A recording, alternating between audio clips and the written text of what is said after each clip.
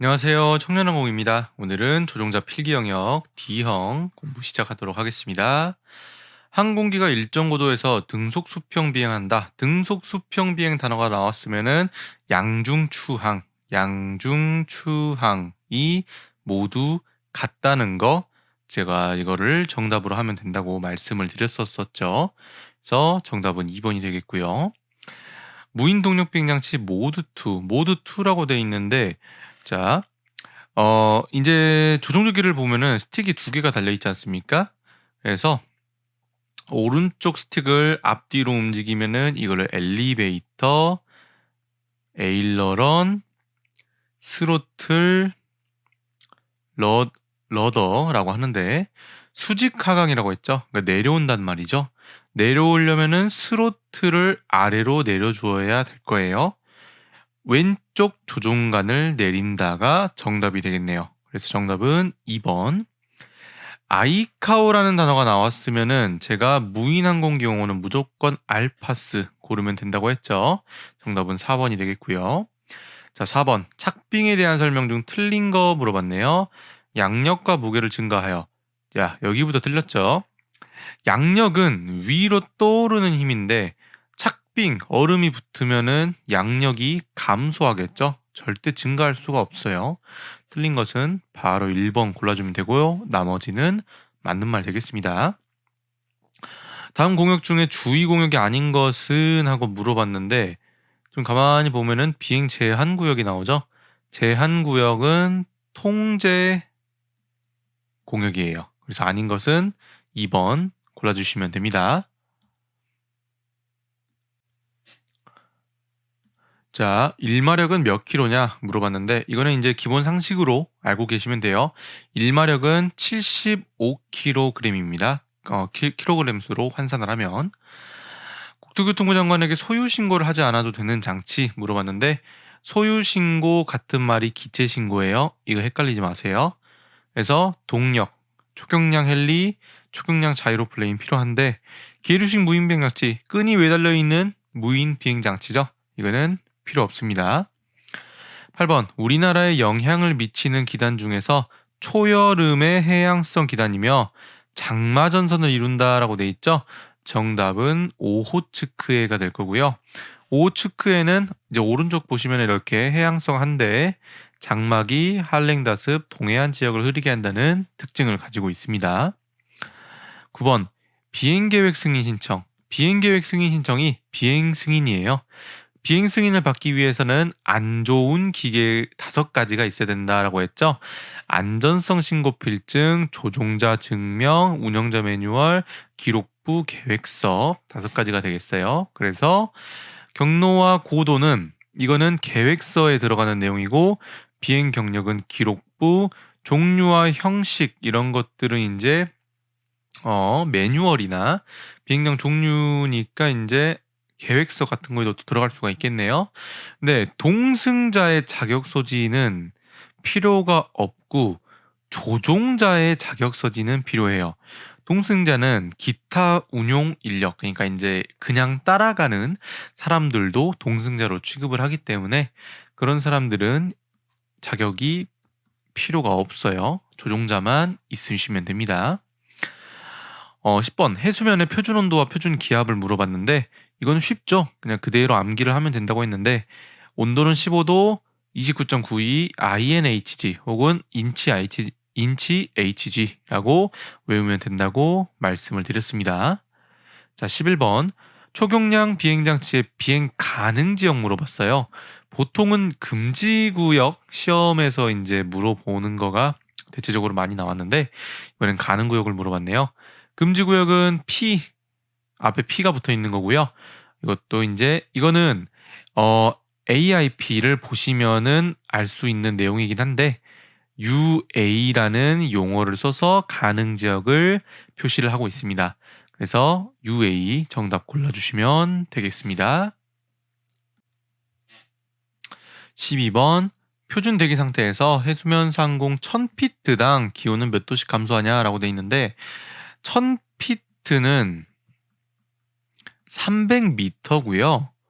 300m마다 2도씩 감소합니다. 그래서 정답은 2번 골라주시면 되고요. 태풍의 세력이 약해졌다, 소멸되기 직전 또는 소멸돼서 무엇으로 변하는가라고 돼 있는데 태풍은 이러나 저러나 열대성 저기압이에요. 토크 작용과 관련된 뉴턴의 법칙을 물어봤는데 토크 그리고 반대되는 방향으로 회전하는 것이 반토크라고 했는데 작용, 반작용 이거는 제가 교재에서 설명을 한번 꼼꼼하게 드렸었어요. 그래서 토크와 관련된 작용을 물어보면은 무조건 작용, 반작용을 물어보라고 정답으로 고르면 된다 했죠. 작용, 반작용은 특정 방향으로 힘이 가해지면은 반대되는 방향으로도 힘이 가해진다. 특정 방향으로 힘이 가해지면은 반대되는 방향으로도 힘이 가해진다. 그래서 토크 작용은 작용, 반작용 고르면 된다 말씀드렸습니다. 14번 정답은 3번. 비행 허가 승인에 대한 설명으로 틀린 거 물어봤네요. 금지구역 허가는 군에 받아야 된다. 맞아요. 공역이 2개 이상 겹칠 때는 우선하는 기관의 허가를 받아야 된다라고 돼 있는데 공역이 2개 이상 겹쳤을 때는 둘 다 받아야 돼요. 그래서 이게 틀린 말이에요. 정답은 2번. 군 관제권 지역은 당연히 군에서 받아야 될 거고 민간 관제권은 비행 승인을 이제 국토부 장관에게 받으면 될 거고 서류 제출 같은 경우에는 이제 지방항공청장한테 내면 되겠죠. 자, 운영 시 범칙금으로 높은 거 물어봤네요. 장치 멸실 변경 신고하지 않을 경우, 조종자 증명 없이 비행, 준수사항 위반, 안전성 인증 검사 받지 않고 비행한 경우 이게 500만 원이죠. 500만 원의 과태료. 그래서 4번이 가장 높은 금액이 되겠고요. 이것들은 이제 제가 교재에서 파트 1 마지막 페이지쯤에서 이제 제가 강의를 해드렸어요. 표로 정리되어 있는 거 제가 꼭 봐달라고 말씀드렸죠. 그래서 그거 보시면은 충분히 이해하실 수 있을 거예요. 17번 자세를 잡기 위해서 브러시리스 모터의 속도를 조정하는 장치. 브러시리스 모터 속도는 무조건 ESC 변속기가 하죠. 정답은 17번은 1번. 자, 다음이 설명하는 용어는 자, 쭉 글이 적혀져 있는데 이게 복잡하잖아요. 여러분들은 여기서 받음각에 관계없이 일정한 지점 요것만 읽어주시면 돼요. 이 문장이 보였다. 그러면은 공력 중심 바로 골라주시면 됩니다. 자, 비행 정보구역을 지정하는 목적과 거리가 먼 것은 물어봤는데 정보구역은 기본적으로 우리가 어떤 정보를 제공받는 구역이에요. 그러니까 목적 자체가 정보를 주는 목적이란 말이에요. 그래서 통과료 징수를 위한 경계 설정은 말이 안 돼요. 그래서 먼 것은 1번. 자, 20번 기압 고도란 무엇을 말하는가 라고 돼 있는데 1번 AGL 단위를 사용한다. 이거는 절대 고도이고요. 고도계 수정치를 표준 대기압에 맞춘 상태에서 고도계가 지시하는 고도 이게 기압 고도예요. 아시겠죠? 그래서 정답은 2번 골라주시면 되고요. 뭐 이제 추가적으로 조금 더 이제 궁금한 게 있을 수 있으니까 3번 같은 경우에는 이제 밀도 고도라고 하고 4번 같은 경우에는 지시 고도라 해요. 이제 답지에 이제 이렇게 적혀져 있으니까 각각의 정의에 대해서는 어느 정도 알고 가시면 좋을 것 같아요. 그래서 이 절기, 밀지 이 네 가지는 좀 기억을 하셨으면 좋겠습니다. 태풍이 발생하는 조건, 태풍은 무조건 열대성 저기압이라고 했죠. 다른 거 뭐 고를 필요가 없어요. 멀티콥터 착륙 지점으로 바르지 않는 것은 물어봤는데 고압선이 없고 평평한 지역 맞죠? 바람에 날아가는 물체가 없는 평평한 지역 오케이. 평평한 해안 지역. 해안 지역이라고 해서 사람들이 바다를 생각을 하는데 바다 근처 지역을 말하는 거지 바다 위에 착륙한다는 말은 아니에요. 그래서 이거 맞는 말이고요. 평평하면서 경사진 곳. 경사진 곳에 착륙을 하면은 기체가 기울어지면서 프로펠러가 부서질 수 있어요. 그래서 경사진 곳은 착륙을 하면 안 돼요. 웬만하면. 그래서 바르지 않은 것은 4번이고요. 6,000피트 이하에서 발생하는 구름의 종류는 어느 것인가? 이거는 이제 저희 교재 파트 3 기상편 구름을 보면은 이제 알 수가 있는데 6,000피트는 이거를 환산을 해보면은 1.8km 정도가 나와요. 1.8km에서는 층운이 존재를 하고요. 권충운은 굉장히 넓은 범위에서 분포를 하고 있고 고충운은 한 2.4km에서 한 6km나 6.1km까지 존재를 하고 저군은 3km 정도 층운 바로 위에서 존재를 합니다. 그래서 층운은 이제 6,000피트, 1.8km 정도, 한 2km 정도에서 발생을 하기 때문에 이게 맞는 말이 되겠네요. 24번 해풍. 해풍은 낮에 바다에서 육지로 부는 바람이죠. 정답은 3번. 안개에 대한 설명, 알맞은 거를 고르라고 돼 있는데 지금 보시면은 설명이 이렇게 4줄 정도가 적혀 있습니다만 여기서 여러분들은 딱 두 가지를 봐야 돼요. 냉각, 해안과 해상. 냉각을 봤으면은 이류 복사 활승 셋 중 하나일 거고 해안이나 해상에서 발생한다. 그러면은 이류 안개가 정답이겠죠. 그래서 요거 두 개만 체크하셨으면은 바로 고를 수 있겠네요. 비행 승인을 받기 위해 필요하지 않는 거. 자, 비행 승인 관련해 가지고 또 한 번 나왔는데 안 좋은 기계가 있어야 된다고 했죠. 근데 경로와 고도, 조종자의 비행 경력 이거를 조종자의 비행 경력이라 적혀 있으니까 이건 맞는 말이에요. 근데 동승자는 아니에요. 이런 거 헷갈리시면 안 됩니다. 맞는 말이고 경로와 고도 이거는 계획서에 들어갈 거고 경력은 기록부, 조종자의 자격증 소지 의무 당연히 조종자 자격증 있는 사람만 비행 승인 받을 수 있겠죠. 그래서 여기까지 맞고 재원은 기체 신고할 때 필요한 거지 비행 승인은 필요 없어요. 그래서 필요하지 않은 거 3번 고르면 되고요. 멀티콥터가 비행 가능한 지역 물어봤네요. 인파가 많은 곳 안 되고 전파 수신 안 되고 전기줄 장애물이 많은 곳은 안 돼요. 이 두 지역은 이제 조종기에 전파 장애가 발생할 거고 1번은 조종자 준수사항 위반이겠죠. 장애물이 없고 안전한 곳 이게 바로 정답이겠네요.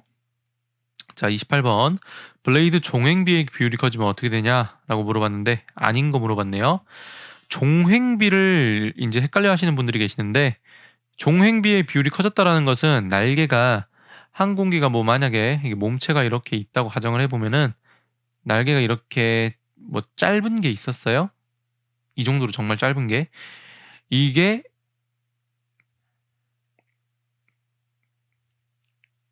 이런 식으로 우리가 지금 알고 있는 그 비행기 날개처럼 이렇게 가로 길이가 길어졌다 그 말이에요. 그래서 종횡 비율이 커지게 되면 무슨 현상이 발생을 하면은 일단 이 기체가 앞으로 나가게 되면은 바람은 반대쪽으로 이렇게 부딪히겠죠. 날개 쪽에. 자, 이쪽은 바람이 타고 갈 부분이 많죠. 날개가 바람이 이렇게 지나가면서 날개에 부딪히는 부분이 많아요. 이렇게 세로로 길어버리기 때문에. 하지만 이렇게 가로로 길게 되면은 바람이 이렇게 불어섰을 때 세로로 부딪히는 영역 자체가 줄어요, 확실히. 그래서 양력은 늘어나고 항력은 줄어들게 되는 좋은 현상이 발생을 하게 되고요. 이 말을 양항비가 작아진다라고 말을 해요. 그래서 양항비가 커진다라고 말을 합니다. 죄송해요. 양항비가 커진다라고 말을 하는 거고요. 그래서 아닌 것은 4번이 되겠네요. 자, 그 다음에 양력 받음각 나왔는데 이거 용어 헷갈리시잖아요. 간단합니다. 양력이 0일 때를 말하는 거예요. 그래서 양력이 발생하지 않을 때의 받음각 골라주시면 되고요. 어떤 조건에서 진고도는 지시고도보다 낮게 지시하냐라고 돼 있는데 이 진고도와 지시고도를 구분을 할 줄 알아야 돼요. 진고도는 진짜 고도, 지시고도는 그 고도계에 표시된 고도예요. 그런데 고도계에 표시된 고도가 오류가 날 때가 있는데 그때가 언제냐면은 이제 겨울철이나 여름철에 완전 춥거나 완전 더울 때 겨울철 같은 경우에는 어떤 현상이 발생을 하냐면은 일단은 공기가 차가워지다 보니까 기압이 높아져요. 근데 고도계는 기본적으로 기압을 읽어서 고도를 표시를 합니다. 근데 기압이 높아지면 어떻게 되느냐? 평소에 한 10,000피트 정도 측정을 할 때 읽었던 기압이 있을 거예요. 이걸 한 10이라고 가정을 해볼게요. 기압을. 예를 들어서. 근데 겨울철에는 온도가 낮아지다 보니까 압력이 엄청 높아져요. 그래서 내가 기체를 많이 올리지 않았음에도 실제적으로 올리기는 한 9,000피트까지나 올렸는데 기압은 똑같이 평소 상태랑 똑같이 10이 나와버려요. 이렇게 되면은 기압이 똑같으니까 표시되는 거는 10,000피트라고 표시가 되겠죠. 고도계에는. 하지만 실제적으로 봤었을 때는 9,000피트의 존재를 하더라. 기체가 존재를 하고 고도계에만 10,000피트로 표시가 된다라는 이런 현상이 발생을 해요. 고도계는 기압을 읽어서 고도를 표시를 하는 건데 겨울철은 기압이 높다 보니까 내가 실제로 올라간 고도보다 더 높게 기압이 측정이 되는 거예요. 그래서 진고도는 지금 이런 상황에서 진고도는 9,000피트가 진고도, 지시고도는 10,000피트가 되겠죠? 진고도는 지시고도보다 낮게 표시하는가, 진고도를 지시고도보다 낮게 표시를 하는가, 바로 겨울철이겠죠? 그래서 표준 공기오도보다 추울 때 낮게 지시하게 됩니다. 정답은 1번. 31번. 비슷한 문제가 또 나왔죠? 지시에서 온도의 영향에 대해서 맞게 설명한 거 물어봤네요. 표준 온도보다 더운 지역에서 항공기는 고도계 지시보다 낮은 위치에 있다. 아니죠? 표준 온도보다 추운 지역에서 항공기는 고도계 지시보다 낮은 위치에 있다. 이거는 아까 전 문제를 이해를 했으면은 풀 수 있는 부분이에요. 정답은 2번. 비행 전 점검 사항이 아닌 것은 하고 물어봤어요. 모터의 기체 전선 점검 맞고 부식 점검해야 되고 스로틀을 상승해서 비행해 본다. 여러분, 조종기 점검하고 스틱 점검할 때 그 스로틀 점검, 엘리베이터 점검 그런 것들은 헷갈리시면 안 되는데 요거는 이제 조종기 상태가 정상적인지 뭔가가 이제 스틱이나 토글키의 위치가 정확하게 돼 있고 텐션이 제대로 움직이는지 이 기체들이 부품이 제대로 맞물려서 움직이는지를 만든 거고 스로틀 같은 경우에는 움직임을 보는 거예요. 내가 스로틀을 만졌을 때 기체가 어떻게 움직이느냐 그걸 보는 건데 그러려면은 기체를 일단 켜서 이륙을 해야겠죠. 그래서 스로틀 상승해서 비행해 본다는 이륙 후 점검이지 비행 전 점검이 아니에요. 정답은 3번. 멀티콥터 조종기 테스트 중 올바른 것은 하고 물어봤네요. 이거는 이제 상식적으로 알면은 되는 건데 원래는 최소 안전거리는 15m죠. 근데 사실 더 떨어지는 게 좋아요. 그리고 레인지 모드로 테스트한다. 이게 정답이고요. 바로 옆에서는 다치니까 안 되고 100m는 너무 멀어요. 그리고 기체를 이륙해서 조종기를 테스트한다. 일단 그 전에 조종기를 제대로 테스트를 하려면은 그 전에 이 조종기 자체가 제대로 위치나 그런 것들이 올바르게 부착이 되어 있는지 부품들이 맞물려서 잘 움직이고 있는지 그런 거를 테스트를 해봐야겠죠. 그래서 조종기 테스트 중 올바른 것은 2번이 되겠네요. 자, 34번 항공 장애등 설치 기준에 대해서 물어봤는데 항공 장애등 설치 기준은 세 가지예요. 지표면이나 수면에서 높이 150m 이상. 그러니까 이거를 절대 고도로 바꾸면은 500피트 AGL이라고 합니다. 이거는 그냥 암기해 주시면 돼요. 그래서 설치 기준은 500피트 AGL이고요. 철탑 기둥 형태의 구조물, 풍력 터빈, 케이블, 현수선 등 이들을 지지하는 그 탑에 설치를 할 수 있습니다. 브러쉬 모터와 브러쉬 리스 모터 특징 물어봤는데 맞지 않는 거라네요. 브러쉬 리스 모터는 반영구적으로 사용 가능하다. 오케이. 리스 모터는 안전이 중요한 만큼 대형에 적합하다. 오케이. 브러쉬 모터는 변속기가 필요 없다. 오케이. 브러쉬 모터는 브러쉬가 있어서 영구적으로 사용 가능하다가 아니죠. 브러쉬 모터는 브러쉬 때문에 수명이 짧아요. 그래서 옳지 않은 것은 4번. 기체를 내리려면 스로틀을 내리면 되겠죠? 3번 골라주시면 되고요. 조작 불능 시 먼저 할 일. 비상사태 때 항상 해야 될 것은 큰 소리로 주변에 알리는 거다라고 제가 교재에서 설명을 드렸어요. 정답은 1번. 금지구역, 제한구역, 위험구역을 설정할 공역을 제공하는 곳은 하고 물어봤는데, 자, 금지, 제한, 위험구역 같은 것은 변하지 않는 것인가요? 아니면은 무언가 변하는 것인가요? 이거를 물어봤었을 때 사실 둘 다 틀린 말은 아니기는 해요. 하지만, 자, 우리가 일반적으로 생각을 했었을 때, 이 AIP에 금지구역 같은 거가 있지 않을까 하고 생각을 하실 수는 있어요. 그런데 실제적으로 이제 AIP 같은 경우에는 항공로 같이 웬만하면 정말 변하지 않는 것들을 넣어놓는 거고요. 금지구역, 제한구역, 위험구역 설정 관련해 가지고는 설정을 할 때도 있고 해지를 할 때도 있겠죠. 그렇게 때에 따라서 조금씩은 변동을 줄 수가 있어요. 그러다 보니까 노탐에 들어가는 내용입니다. 이건 헷갈리시면 안 돼요. 그래서 정답은 1번이 되겠고요. 지금 이거는 답지가 조금 잘못돼 있네요. 1번이에요. 자, 북반구 고기압 바람의 방향으로 오른 것은 물어봤는데, 자, 북반구 고기압. 자, 제가 저기압의 바람 구조를 설명을 드린 적이 있었어요, 책에서. 그때 고기압하고 저기압 둘 다 설명을 드렸었는데, 오른손으로 외워달라고 말씀을 드렸었죠. 엄지가 위로 간 것과 엄지가 아래로 간 것이 있어요. 자, 엄지가 위로 간 게 저기압이고 엄지가 아래로 간 게 고기압이에요. 그래서 고기압의 특징은 하강기류,